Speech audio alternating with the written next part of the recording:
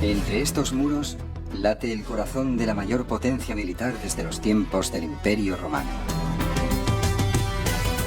El Pentágono, un símbolo de gloria y respeto, blanco de recelos y temores. Ante todo, debes asegurarte de que eres el perro más grande del barrio. Las personas que trabajan en su interior se encargan de la defensa de Estados Unidos. Sin embargo, sus actos repercuten en todo el planeta. La mejor protección que podemos brindar al pueblo estadounidense consiste en matar y destruir a aquellas personas que podrían matarnos.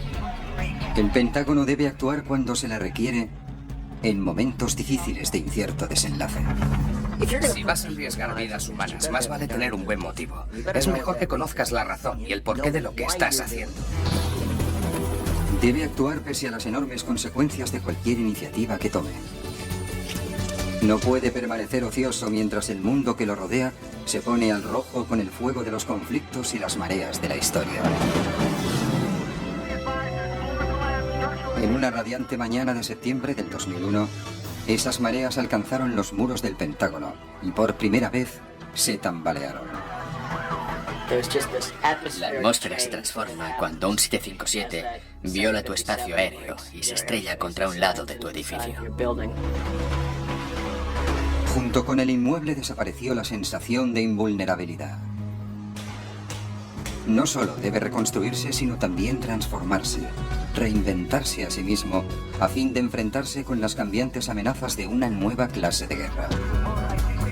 Más que cualquier otra institución del mundo en la que pueda pensar, el ejército de los Estados Unidos debe estar siempre atento a todas las cosas que ocurren. Nunca se sabe dónde se desencadenará el próximo conflicto. Este enigmático lugar es el resultado de la suma de muchos elementos y personas. El Pentágono es algo más que un edificio, es casi un organismo vivo que respira. Es una institución tan compleja como cualquier otra. Un centro bélico de poder y de tradición. Está cargado de historia y escribe la historia. Se trata del singular edificio conocido como el Pentágono. Los jóvenes han ido a la guerra desde los albores de la civilización. Estados Unidos se ha visto obligado una y otra vez a enviar a su pueblo al campo de batalla. Durante los últimos 60 años, la llamada a las armas proviene del interior del Pentágono. Este alberga la sede de las Fuerzas Armadas de los Estados Unidos, una de las mayores instituciones de la historia. El Departamento de Defensa y sus cuerpos armados tienen aquí su cuartel general.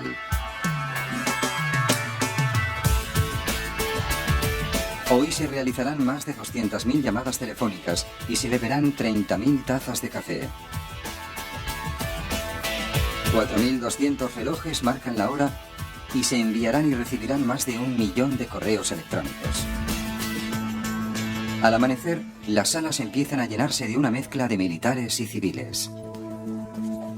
El edificio tiene su auténtico ritmo propio. Comienza a funcionar muy temprano, a las 4 o 4:30 de la madrugada. Los militares suelen ser los más madrugadores. A las 6 o 6:30 de la mañana todo funciona a toda máquina.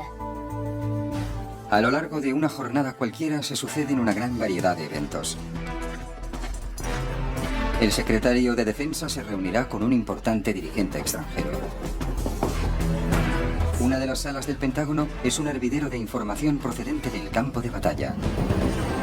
A miles de kilómetros de distancia, las tropas del Pentágono arriesgan sus vidas.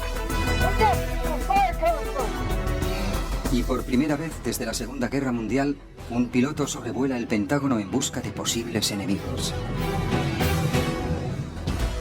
En este punto de encuentro de guerreros, estrategas y burócratas, el general John King, vicejefe del Estado Mayor, tiene en mente dos temas principales: sus tropas de combate y el futuro de su servicio.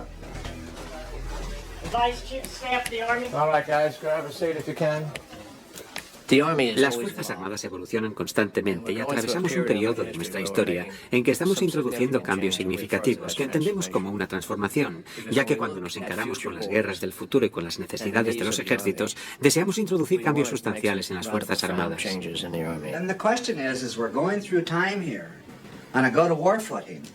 Would you rather invest in mobile assets, those things that can move around and put combat power on something, or fixed assets?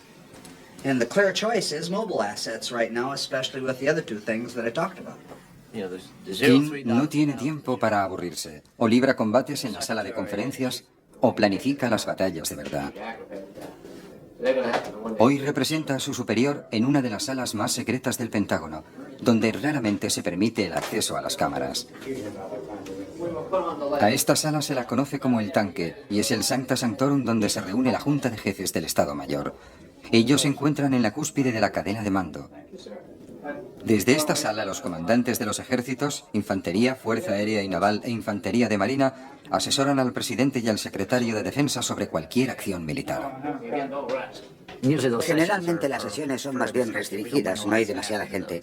Cuando llegamos, los comandantes de cada mando operativo, yo mismo y el general Pace, que es el vicejefe, tenemos que estar al tanto de los asuntos a tratar. Después entramos y alguien lee el orden del día o hace una presentación, pero a continuación, cuando abordamos las deliberaciones importantes, lo hacemos a puerta cerrada. Tras esta puerta se trata de la guerra de Afganistán, uno de los frentes de la guerra global contra el terrorismo. La guerra que libra el Pentágono es un conflicto más bien poco convencional. Las primeras tropas destacadas fueron grupos de operaciones especiales, equipos reducidos compuestos por comandos sumamente cualificados y muy bien armados. Su misión consistía en allanar el camino a las incursiones aéreas y en organizar a la resistencia afgana. La unidad básica de esas fuerzas especiales es el equipo A. Cada equipo consta de 12 miembros, todos ellos especialistas. Un experto en armamento, otro en comunicaciones, un médico. Y todos ellos están acostumbrados a adaptarse a la cultura de otros países. La naturaleza esquiva de la amenaza terrorista exige un replanteamiento radical de la estrategia del Pentágono. No hemos tenido necesidad de plantearnos una estrategia militar global para combatir una amenaza desde la Segunda Guerra Mundial. Y esa estrategia difiere mucho de las operaciones que hemos desplegado desde la Segunda Guerra Mundial. La nueva estrategia debe enfrentarse a una constante de todas las guerras del pasado, la niebla de la guerra. El combate es una situación caótica. Y los comandantes no siempre saben lo que está ocurriendo hasta que se disipa el humo. Un amigo mío acostumbraba a comparar la niebla de la guerra con una partida de ajedrez que se juega literalmente en la niebla, en la que no solo ves pocas piezas de tu rival, sino que tampoco ves todas las propias. Actualmente, cuando el Pentágono apuesta al máximo por la transformación de los usos bélicos del siglo XXI, las sensacionales nuevas tecnologías podrían disipar parte de esa niebla por primera vez en la historia. Las gafas de visión nocturna permiten a los soldados ver hasta una distancia de 140 metros con la sola luz de las estrellas. Las armas de alta potencia, capaces de acertar un blanco a larga distancia, se están convirtiendo en la norma y no en la excepción.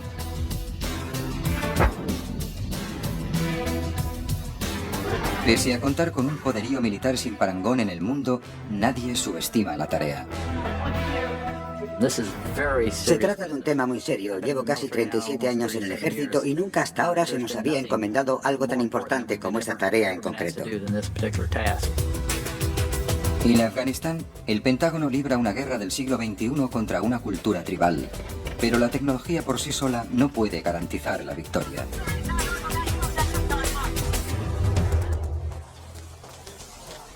Aún en tiempos de crisis, el Pentágono lucha en otras batallas aparte de las militares. Debe asimismo librar una guerra verbal. En el gabinete de prensa del secretario de Defensa, el objetivo es transmitir un mensaje claro, coherente y mesurado. Ayer por la mañana, tanto el vicepresidente como el subsecretario de Defensa hablaron del destino de los prisioneros, tanto talibanes como militantes de Al-Qaeda. De modo que vamos a comparar las declaraciones del vicepresidente con las del subsecretario de Defensa, Wolf, para comprobar si son coherentes. Pese a sus recíprocos recelos, el Pentágono ha hecho un hueco para la prensa en sus instalaciones. Posiblemente somos el único departamento de defensa del mundo en el cual la prensa tiene su sede en el propio edificio, siendo libre de circular por las instalaciones. En sus pequeñas oficinas, los periodistas como el corresponsal Jim Miklaszewski se disponen a afrontar otro intenso día. Miklaszewski lleva más de 15 años, aunque de forma intermitente, cubriendo las noticias del Pentágono. El Pentágono tiene casi 30 kilómetros de pasillos y para obtener información en este edificio, que parece ideado para reventar a los periodistas, hay que recorrer esos 30 kilómetros centímetro a centímetro, ya que muchas de las noticias no se pueden transmitir telefónicamente por diversas razones, a veces porque se trata de información confidencial. Así que no queda más remedio que sentarse y tratar cara a cara con la gente, y eso supone darse unas buenas caminatas arriba y abajo. Las dependencias del Pentágono parecen interminables, y de hecho lo son. Aquí trabajan unas 23.000 personas. Una vez llegan, muchos ya no abandonan las instalaciones en todo el día. No lo necesitan. El Pentágono es un pequeño mundo. En él se ofrecen muchos de los servicios propios de cualquier pequeña ciudad. Es un edificio asombroso y formamos una familia increíble. Aquí hay unas 23.000 personas y resulta extraordinario que en poco tiempo se llegue a conocer a muchas de ellas. Las diversas dependencias parecen barrios.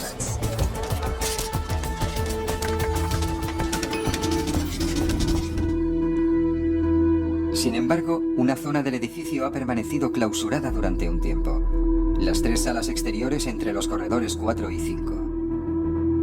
En el ataque del 11 de septiembre, resultó dañada una superficie de más de 37.000 metros cuadrados.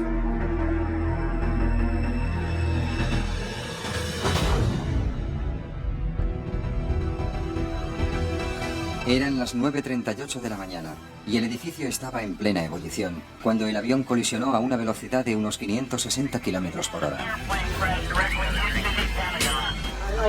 Vi como el avión venía derecho hacia mí, pero se remontó un poco, como si quisiera meterse por una ventana de la primera planta. El avión pasó justo por encima de mí. Pude ver todas las ventanillas del lado derecho. La atmósfera se transforma cuando un 757 viola tu espacio aéreo y se estrella contra un lado de tu edificio. El resplandor, el sonido del metal al romperse, el crujido de la madera, el impacto que te golpea. De repente se oyó un estruendo. Parecía un terremoto. Se produjo esa especie de vacío que se origina cuando oyes la explosión al tiempo que la sientes en el centro de tu cuerpo. Justo cuando se fue la luz, estaba mirando a un oficial que estaba al otro lado de la mesa y me sentí confusa porque estaban cayendo escombros y no estoy segura de si cayeron o no sobre una de las 2 personas que estaban sentadas junto a mí. El avión impactó contra los edificios 1 y 2, en secciones ocupadas mayoritariamente por personal del Ejército y la Marina. David Zeal y Carol Manken compartían un despacho situado a unos 30 metros del lugar de la colisión. Salí despedido a unos 6 metros, hasta los restos del despacho contiguo. Pero no es que volase yo solo, atravesando las paredes. Es que todo lo demás me acompañaba. Había mucho humo, un humo pútrido, negro, que te abrasaba los pulmones. Resultaba doloroso respirar y aquel vacío causado por la explosión te succionaba el aire. Así que tomas aire y te resulta insoportable porque sabes lo que estás respirando. O sea que eres consciente de que tienes poco tiempo para salir de allí. Cuando aterricé aún tenía el teléfono en la mano. Recuerdo que tardé en reaccionar al ver el auricular y soltarlo. Instantáneamente te das cuenta de que estás sepultado o atrapado. Y de que pese a todo lo que te ha caído encima, el escritorio, la mampara, aún estás en tu butaca. E inmediatamente después, un grito te hace saber que, gracias a Dios, tu compañero aún está vivo. Dice, Cal, unas 5 veces. ¿Estás bien? El escritorio y todo lo demás salieron despedidos conmigo y eso me protegió de la bola de fuego que pasó justo por encima de mí. Sabíamos que teníamos que salir. Tratamos de orientarnos. Teníamos que salir de allí, pero no sabíamos por dónde. Habíamos perdido el sentido de la orientación, ya que las paredes habían desaparecido. No había más que una absoluta y completa devastación. Los servicios de emergencia locales acudieron para evacuar a los heridos y trasladar a todo el mundo a un lugar seguro. En el interior, un violento incendio ponía en peligro las vidas de los rescatadores y los atrapados. El suboficial y yo regresamos corriendo al edificio, y entonces uno de los coches más cercanos estalló. Me llevé un susto de muerte y la explosión me arrojó al suelo. Al incorporarme percibí un destello brillante frente a mí, un fogonazo anaranjado, y me asusté. Así que me cubrí, ya que temía que estuviese derrumbándose parte del techo o algo así. No se veía nada a causa del humo, solo aquel resplandor, y lo que quiera que fuese, pasó por mi lado, rebotó contra la ventana y cayó al suelo. Era una persona. La parte frontal de aquella persona estaba ardiendo y trató de atravesar aquella ventana. Fuimos hacia él y sofocamos las llamas. Estaba tan cargadísimo de adrenalina que no dejaba de gritar: vayan a rescatar a la gente que hay en el pasillo. Hay personas detrás de mí. Por favor, vayan a salvar a la gente del pasillo. Lo sacamos de allí y lo dejamos al cuidado de alguien. Entonces regresé a la carrera e intenté atravesar la puerta cuando me detuvieron los bomberos. Queríamos entrar allí. Sabíamos por propia experiencia lo que ocurría en el interior. Si no regresábamos inmediatamente, no se salvaría nadie, ya que se veía gente en llamas a través de las ventanas. En el ejército tenemos una norma no escrita que dice que jamás se abandona a nadie. Tanto si estás herido como si estás muerto, nunca se te abandonará. Siempre te rescatarán.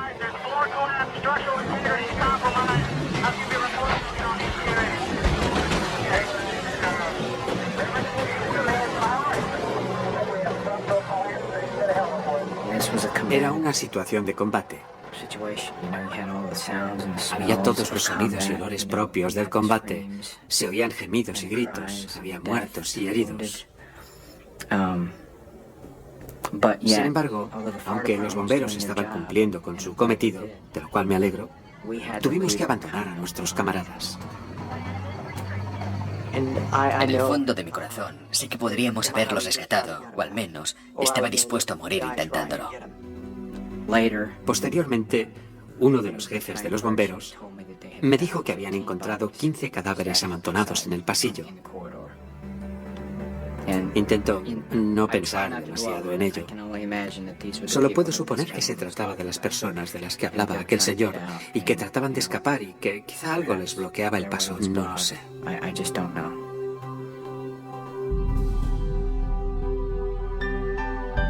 Las 184 víctimas del Pentágono se cuentan entre los millares de vidas que se perdieron aquel día de septiembre. Parecía inconcebible que pudiese suceder algo así, y en un solo instante, el suceso había transformado el Pentágono para siempre. Poco después de sofocarse el fuego, comenzó la reconstrucción. El director de la obra es Lee Ivey. Ivey y su equipo trabajaron con una fecha límite, que traía a la memoria el día del inicio de su edificación. La construcción del Pentágono se inició el 11 de septiembre de 1941, es decir, exactamente 60 años antes del ataque. En los meses previos al inicio de las obras del Pentágono, resultaba obvio que la intervención de Estados Unidos en la guerra era inminente. En Europa ya se combatía. En la capital estadounidense se vivían momentos de ansiedad. El Departamento de Guerra estaba disperso por toda la ciudad de Washington, en unos 17 edificios, y se hizo evidente que aquella forma de organizarse no era nada eficaz. La responsabilidad de la construcción del nuevo edificio recayó sobre el general Brayhun Somervell, jefe de construcción del Departamento de Guerra. Somervell era un hombre enérgico. Tenía un carácter fuerte, vigoroso, implacable y decidido.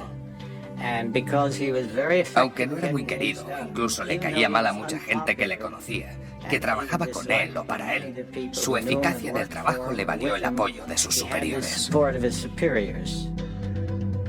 En Washington, en la calurosa tarde del jueves 17 de julio, Somerville ordenó a un reducido grupo de ingenieros y arquitectos que proyectasen un edificio a prueba de incendios y con aire acondicionado que pudiese albergar a la sorprendente cifra de 40.000 personas. Sería el mayor edificio de oficinas del mundo. Sorprendentemente, el lunes por la mañana recibió los planos de un edificio de 5 lados, una forma que tenía su origen en la planta pentagonal de los baluartes del pasado. Esta nueva fortaleza se construiría en el norte de Virginia, frente a Washington, en la ribera opuesta del Potomac, ya que en el casco urbano no había espacio para unas instalaciones tan gigantescas. En un momento dado, el presidente Roosevelt quiso que el edificio careciera de ventanas, quizás por motivos de seguridad. Sin embargo, los expertos en municiones le aseguraron que sin ellas, una explosión causaría muchos más destrozos. Pese a que el proyecto experimentó modificaciones en más de una ocasión, su planta permaneció inalterada. Menos de 2 meses después de su concepción se iniciaron las obras. Pese a los 4.000 obreros que trabajaban en 3 turnos, la edificación progresaba con lentitud. A aquel ritmo, la construcción del Pentágono se habría demorado 8 años más. Pero entonces llegó el 7 de diciembre de 1941.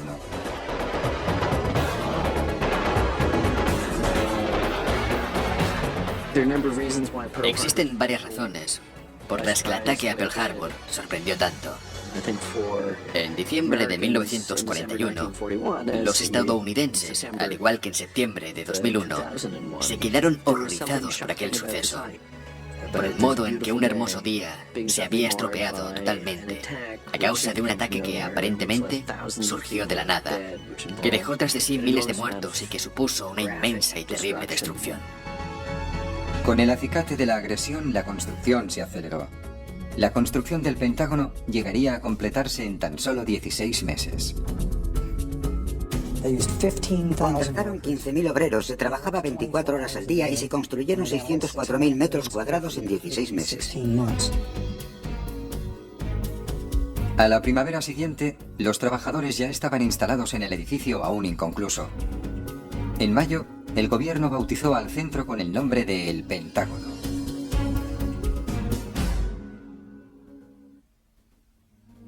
En plenos días aciagos de la Segunda Guerra Mundial no se celebró una inauguración solemne. Los empleados continuaron trasladándose a las nuevas instalaciones durante las 24 horas del día a un ritmo de 1000 semanales. Tenían una misión entre manos y a miles de kilómetros de distancia también la tenían las Fuerzas Armadas. Durante los 3 años y medio de conflicto, el Pentágono proporcionó apoyo a las tropas y fue testigo de sus sucesivas victorias.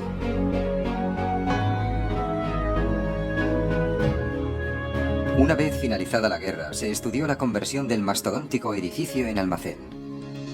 Sin embargo, en 1945, el Pentágono ya se había convertido en un símbolo de Washington, tan importante como el Capitolio. Unos años más tarde, el Departamento de Guerra se transformó en el Departamento de Defensa y el Pentágono pasó a ser su sede definitiva. En el transcurso de decenios, cientos de miles de personas han transitado por estas salas.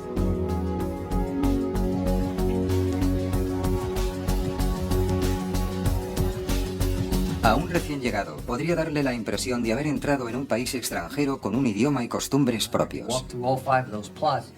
POs to present the path forward to OT for MCS, FPCV2, and ISISCON. The PO will also present the path forward to the IV OT.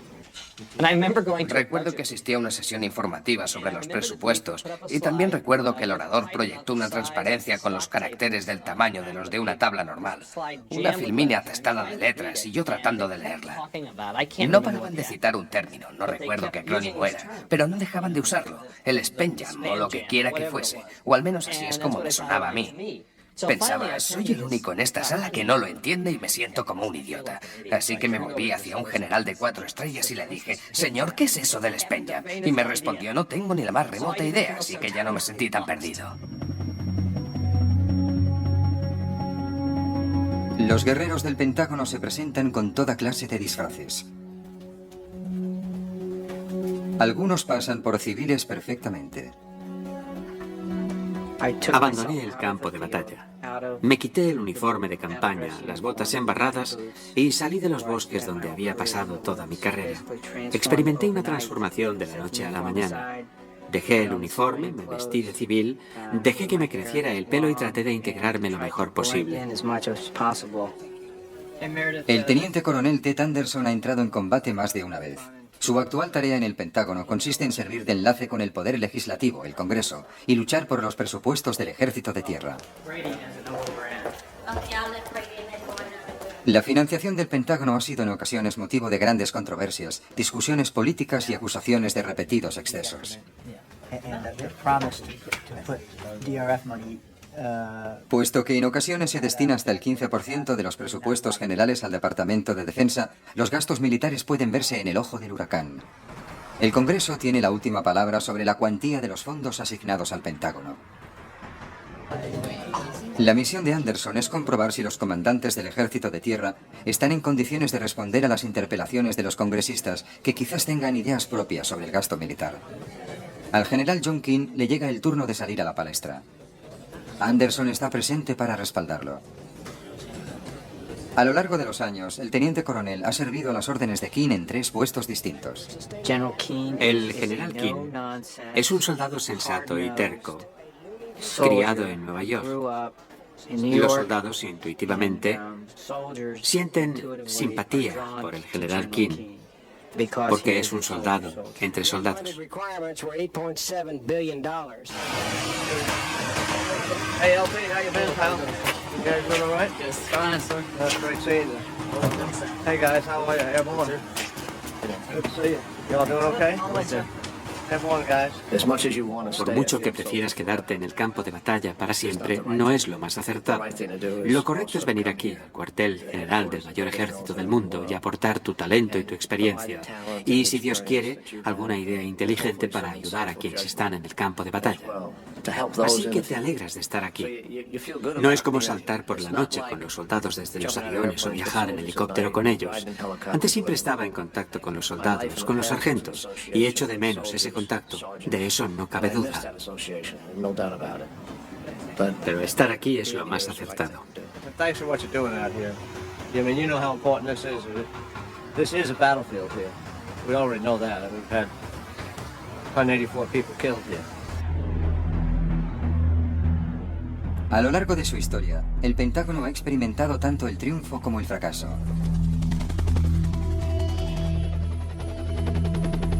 Unos 30 años antes, sufrió la conmoción de una guerra muy distinta a la que hoy se libra.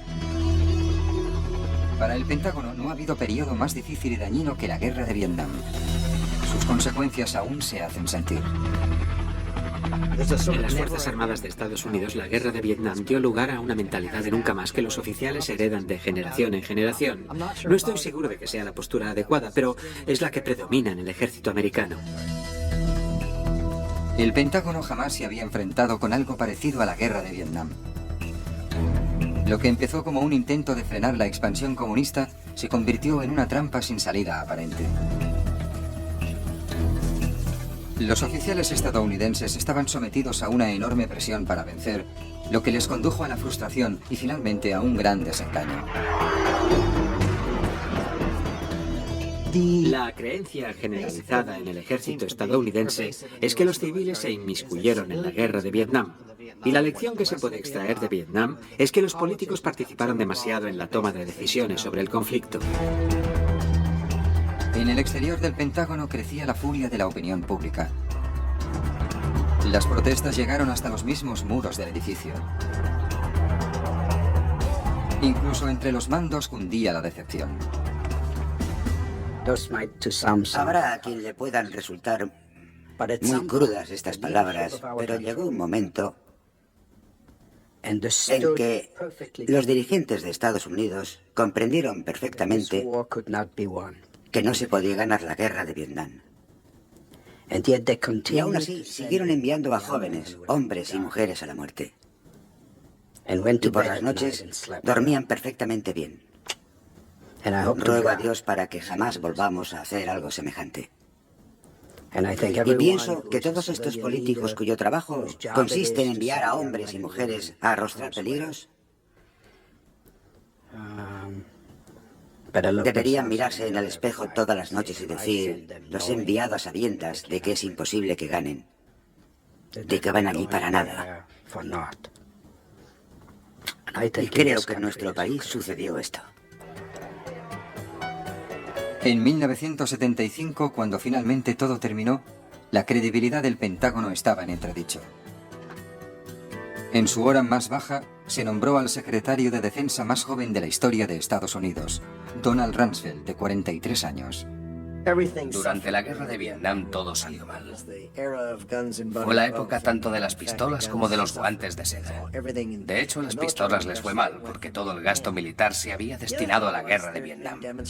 Por otra parte, aquí se habían celebrado manifestaciones y varias personas habían arrojado sangre sobre los escalones de la entrada y cosas por el estilo. Se había clausurado el edificio, no se permitía que el público lo visitase. Según se salía de una sala se iban apagando las luces, por lo que resultaba un lugar oscuro, lóbrego, nada acogedor. Así que decidí que debíamos volver a encender las luces, permitir las visitas turísticas, destinar algunos sectores a la OTAN y a otras organizaciones y actividades, o a personas que habían colaborado con el alto mando a lo largo de varias décadas. Actualmente, tras 20 años retirado de la política, Rumsfeld ha regresado con una nueva misión. El Pentágono no siempre se caracteriza por su flexibilidad o eficiencia, pero él quiere cambiar eso. No obstante, sus esfuerzos se han visto ensombrecidos por los sucesos del 11 de septiembre. Cuando se está en guerra, uno debe dedicarle mucho tiempo. Así que desde el 11 de septiembre paso gran parte del tiempo tratando asuntos de la guerra global contra el terrorismo y en muchos casos de la guerra de Afganistán. El Pentágono había sido un lugar extraordinariamente abierto, pero ahora se ha vuelto mucho más estricto. El Servicio de Seguridad del Departamento de Defensa, DPS, comprueba sistemáticamente los documentos de identidad y los pasaportes. Si algo no está en orden, se deniega el acceso.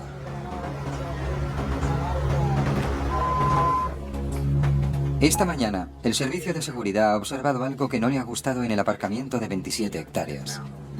Alguien ha arrojado un paquete sospechoso desde un coche.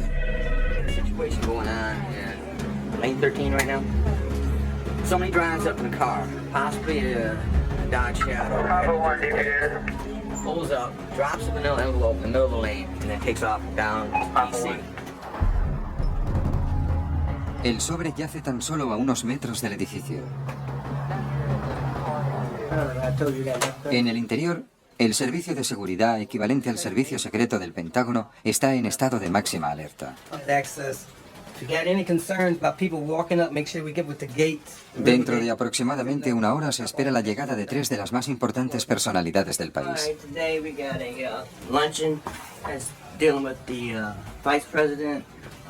Secretary of State Colin Powell and Condoleezza Rice, security advisor.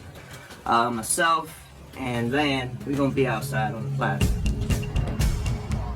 Mientras el servicio de seguridad se dispone a recibir a las autoridades, se avisa a la policía militar de Fort Bragg para que acordone la zona que rodea al paquete. Entre tanto, los tenientes coroneles Ted Anderson y Ron Ellis se dirigen al Congreso para celebrar otra sesión, pero están a punto de tropezarse con un contratiempo. El Pentágono está aislado. Nadie puede entrar ni salir. Haremos un reajuste dado lo que está sucediendo en el edificio y cuando acabemos, quizá suceda otra cosa, quizá otro paquete sospechoso, pero ya nos enfrentaremos a ello. Se espera que las personalidades lleguen en breve. Está previsto que el secretario de Estado, Colin Powell, sea el primero en llegar. Garantizaremos que lleguen a tiempo y sin problemas de ningún tipo. Acordonaremos la zona, registraremos los vehículos, vigilaremos los alrededores, registraremos a los transeúntes si es preciso, para que todo salga bien. Nos llevará unos 60 minutos, pero esos 60 minutos nos cuestan alrededor de 2 días de trabajo. En el aparcamiento, una unidad de artificieros procedente del cercano Fort McNair estudia el paquete sospechoso. Una de sus primeras medidas es radiografiar el bulto. El centro de control del servicio de seguridad está ocupadísimo con el asunto. May 13. Now EOD is in route, okay? En un extremo del Pentágono, 3 de los máximos dirigentes de la nación están a punto de llegar para celebrar una reunión de alto nivel. En el otro, un artificiero analiza un paquete en busca de un posible explosivo. Explosionarlo podría resultar peligroso si contuviese alguna sustancia tóxica.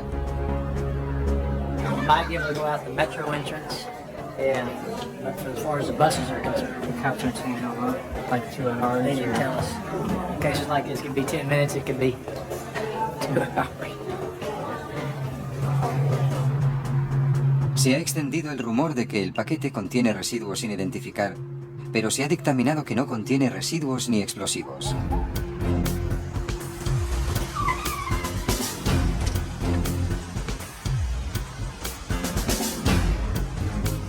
Powell llega a salvo y desaparece en el interior del Pentágono que una vez dirigió como jefe del Estado Mayor Conjunto. No queremos que nuestros dirigentes se expongan al peligro en el exterior durante más de 60 segundos. Del mismo modo, no permitiremos que la otra personalidad espere más de 60 segundos o que se quede, digamos, parado, o sea, en el punto de mira. Y cuando estás en el punto de mira, te conviertes en un blanco. Queremos que la rueda no deje de girar, que todo esté en movimiento y que cuando los vehículos lleguen al pie de la escalera y el secretario esté allí, se estrechen la mano, entren y la operación salga sin complicaciones. Si la gente espera, cualquiera al acecho tiene la oportunidad de disparar y no queremos que eso suceda. Para cuando llegan los invitados, el paquete ya se ha retirado. Pero el trabajo del servicio secreto no ha concluido. Estudiaron su contenido y eran solo unos papeles y algunos clips. Los examinaron porque sospecharon que podía ser algo dirigido al presidente. No puedo asegurárselo al 100%, pero eran documentos inconexos, nada concreto. Una vez resuelto el incidente, todo el mundo puede regresar a sus ocupaciones. Y así lo hacen Ted Anderson y Ron Ellis. Momentos como este constituyen un recordatorio de que la vida en el Pentágono ya nunca será como antes.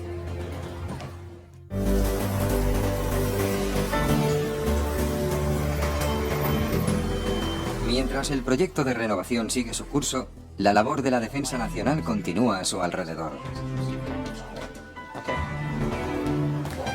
La misión del Pentágono la hacen posible miles de personas que llevan a cabo millones de tareas distintas. Pero no hay aspecto más esencial que la planificación bélica. En este preciso momento hay gente en el Pentágono pensando, si sucede A, podemos hacer B o deberíamos hacer C, o quizás D. Y redactan informes con esos planes. El Pentágono prevé cualquier eventualidad, dispone de estrategias para afrontar situaciones que no podemos ni imaginar. Ese es su trabajo. En 1990 se concebía un plan para las fuerzas aéreas que contribuiría a modificar los usos bélicos. Se fraguó en el seno de un pequeño gabinete estratégico o célula denominada Jaque Mate. Lo dirigía el coronel John Warden, que deseaba introducir nuevas ideas al, en algunos aspectos, anticuado Pentágono. La antigua forma de enfocar la guerra consistía en considerar el conflicto bélico como un enfrentamiento entre dos ejércitos o dos fuerzas aéreas o navales. Cuando nos aproximamos a mediados de la década de los 80, quedó muy claro que esta era una concepción muy incompleta, de modo que el concepto de enemigo, como sistema, conllevaba considerarlo como un ente significativamente mayor que su mero aspecto militar. El equipo Jaque Mate llevó la teoría a la práctica al estallar la Guerra del Golfo. Se forjó un plan para desplegar una operación que englobase entre sus objetivos tanto la infraestructura del país como su ejército. Irak fue el blanco de la nueva estrategia. Desde un primer momento el equipo dijo, tenemos entre manos algo verdaderamente poderoso, y después mantuvimos ese espíritu durante el proceso de planificación y toda la guerra. El plan era plausible, al menos en parte, gracias a las innovaciones del arsenal estadounidense. Armas de precisión guiadas por láser y capaces de alcanzar su objetivo con mayor exactitud que las armas del pasado. En la Segunda Guerra Mundial, por ejemplo, si queríamos tener una probabilidad muy alta de acertar un blanco, era necesario lanzar unas 9.000 bombas para conseguir una probabilidad del 90%. En la Guerra del Golfo, con las armas de precisión, una sola bomba te brindaba la misma probabilidad que las 9.000 bombas de la Segunda Guerra Mundial. Eso significaba que podíamos destruir muchos más objetivos empleando muchos menos aviones.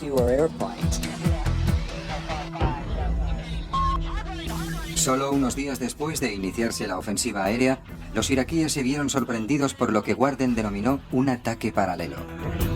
El ataque paralelo consistía en que a Irak le ocurriesen infinidad de cosas al mismo tiempo, de modo que paralizara el país creando una situación casi insostenible para los iraquíes. Es como sufrir la peor inundación de los últimos 1000 años. Sencillamente no puedes estar preparado para algo así. Las armas de precisión y el uso estratégico de su poderío aéreo contribuyeron a que la Guerra del Golfo resultara una tremenda victoria estratégica para el Pentágono, lo que le ayudó a superar el trauma de Vietnam. La operación Tormenta del Desierto funcionó sumamente bien, ya que el ejército de Estados Unidos había aprendido las lecciones tácticas de la guerra de Vietnam. Habían estudiado mejor cómo establecer las comunicaciones, cómo entrenarse, cómo luchar.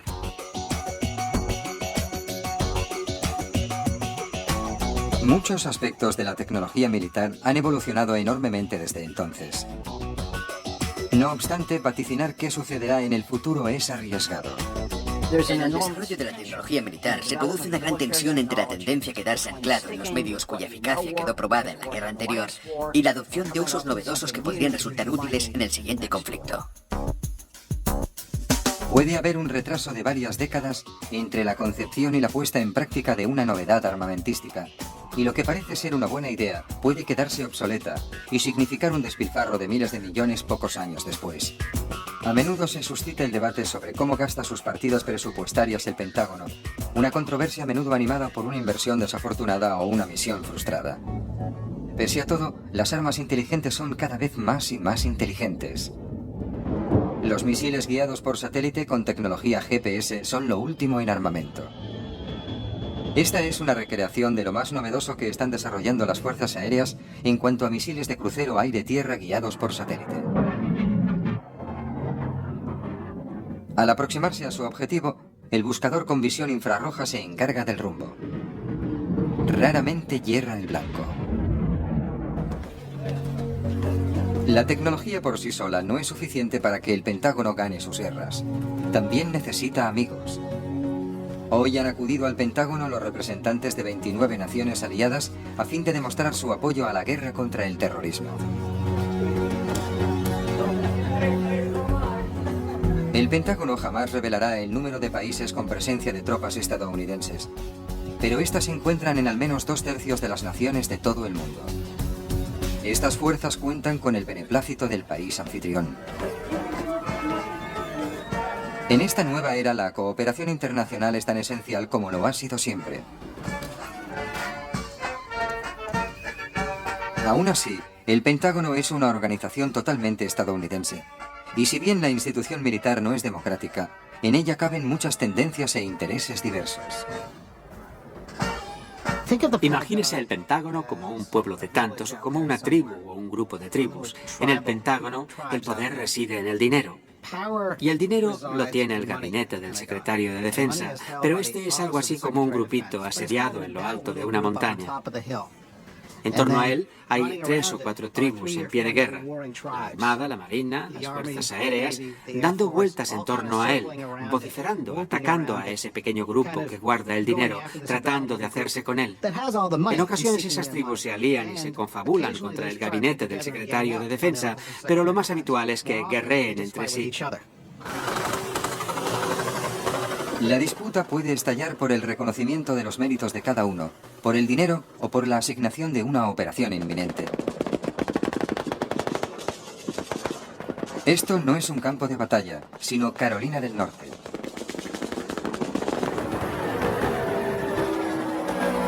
Se trata de una exhibición del poderío armamentístico de la infantería de marina destinada al lucimiento y al divertimento.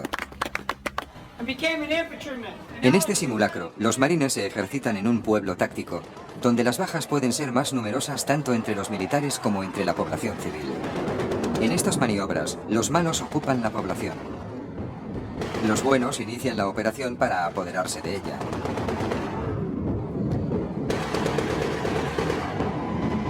La miniguerra contiene todos los ingredientes, desde carros de combate hasta aviones para llevar a cabo el asedio.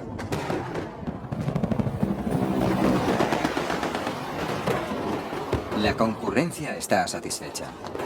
No resulta sorprendente que hoy en Carolina del Norte venzan los buenos.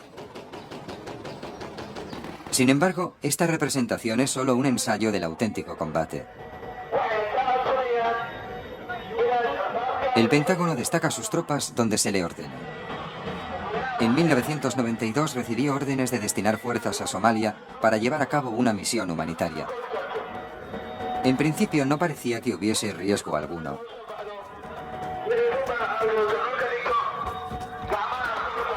En el transcurso de los meses, la situación se deterioró y creció la tensión. Después estalló el conflicto. Se desató un enfrentamiento armado, en el curso del cual, por desgracia, cayeron 18 estadounidenses y muchos otros resultaron heridos. Cuando se produjo aquel combate, la opinión pública se quedó perpleja. En el trágico incidente de los helicópteros Black Hawk, los somalíes derribaron 2 de estos aparatos y la misión de rescate fracasó. Tanto la nación como el Pentágono se tambalearon. El general John Shalikashvili fue nombrado jefe del Estado Mayor de la Defensa tan solo unas semanas después del asunto Black Hawk. Heredó una pesadilla. Creo que el trágico error que hemos pagado caro desde entonces residió en acudir a Somalia, habiendo explicado claramente a la opinión pública estadounidense el porqué y los objetivos de nuestra misión. Sin embargo, a continuación, y como suele suceder en las operaciones militares, todo cambió. Nada es inmutable, y el mero hecho de que hayas trazado un plan no significa que ese plan se cumpla a rajatabla. Somalia reavivó los recuerdos del fracaso y la tragedia de Vietnam.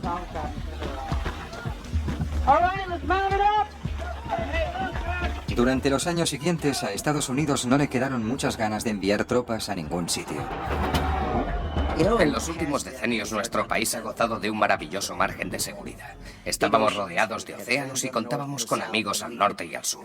No necesitábamos estar en el ojo del huracán, podíamos inhibirnos y esperar, observar y decidir si nos interesaba intervenir. No lejos de las obras de renovación, en el segundo sótano, en una de las salas mejor custodiadas de todo el complejo, se congrega la flor y nata del personal del ejército. Se trata de la sala de guerra del Pentágono.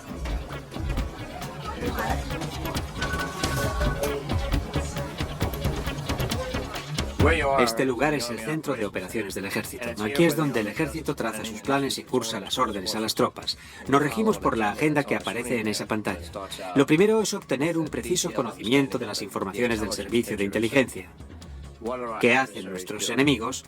¿O qué pensamos que se proponen? Y tratamos de predecir todo lo que sea posible. El nuevo enemigo no dispone de ejército ni de marina a los que el Pentágono pueda aplastar. Ya es suficientemente difícil localizarle. El espionaje y la seguridad de las comunicaciones son la clave de esta nueva guerra. El Pentágono tiene a su disposición un increíble arsenal de herramientas. Los satélites, tanto militares como civiles, son capaces de enviar imágenes como esta, correspondiente al estratégico aeropuerto de Kandahar desde una altitud de 650 kilómetros. No obstante, pese a las posibilidades de esta nueva tecnología, el Pentágono se preocupa más por el factor humano del espionaje. Me preocupo por los sistemas de inteligencia, por mejorar nuestra capacidad para saber qué está ocurriendo. El mundo es muy grande, es difícil encontrar individuos aislados. Actualmente la capacidad de la inteligencia, al menos a mi modo de ver, no está a la altura de los acontecimientos. Si el FBI o los militares descubren algún indicio gracias a los interrogatorios que se practican a los detenidos, estas pistas se envían inmediatamente a otras agencias que pueden contrastar las informaciones y decir, ya me doy cuenta de lo que ocurre, o ahora veo esta conexión. Y eso quizá conduzca a otras pistas que podrían resultar útiles para hacer que se cumpla la ley, para prevenir riesgos o para propósitos militares. Mientras los enemigos de los Estados Unidos encuentren los medios para sustraerse a su poderío militar, como han hecho los terroristas, el Pentágono afrontará el reto de idear nuevos métodos para combatir esa amenaza. Librar esta batalla es como jugar a piedra, papel, tijera a gran escala. Golpeas con las tijeras la piedra del contrario. Él saca el papel y envuelve a tu piedra. Sacas la tijera y cortas el papel. La tecnología militar es eso, una evolución continua que consiste en qué tiene el enemigo, cómo le ataco y cómo se defiende. Uno de los adelantos más importantes es el UAV, siglas en inglés de vuelo no tripulado. En sus comienzos se obtuvieron resultados no del todo satisfactorios, aunque recientemente ha dado muestras de su valía. En el transcurso de la presente década, los vuelos no tripulados revolucionarán la forma en que combaten los estadounidenses, tanto como lo hicieron la informática y los satélites en los decenios anteriores. Nos acercamos, pero aún no lo hemos conseguido. Pilotados por control remoto, estos aviones pueden volar sobre un territorio enemigo y estudiarlo durante mucho más tiempo que cualquier aeronave convencional. Uno de los factores que han contribuido a nuestro éxito en Afganistán es que nuestra aviación es mejor en altitudes superiores a los 3.000 metros. Nuestros aviones pueden sobrevolar los objetivos y utilizar sus sensores para enviarnos una imagen del blanco durante un tiempo prolongado. En ocasiones, es posible enviar la información casi simultáneamente al comandante destacado en el área del conflicto y al Pentágono. Lo más novedoso en vuelos no tripulados que se encuentra en proyecto es el avión de combate no tripulado. Se espera que para el año 2010 sea capaz de sugerir el blanco a atacar y tras obtener el visto bueno de su controlador remoto, abrir fuego contra el objetivo.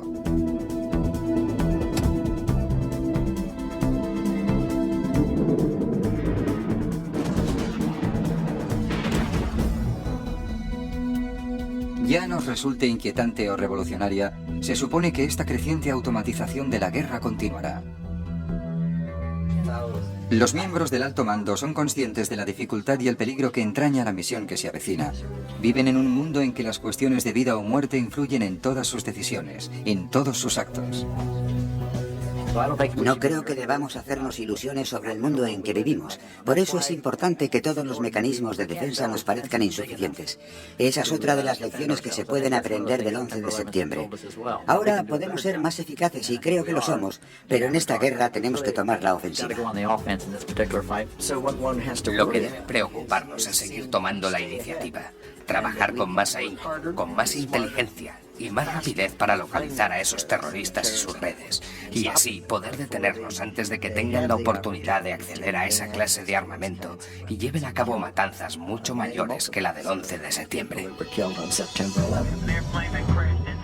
El Pentágono nació para enfrentarse con una de las más terribles facetas de la raza humana, la guerra.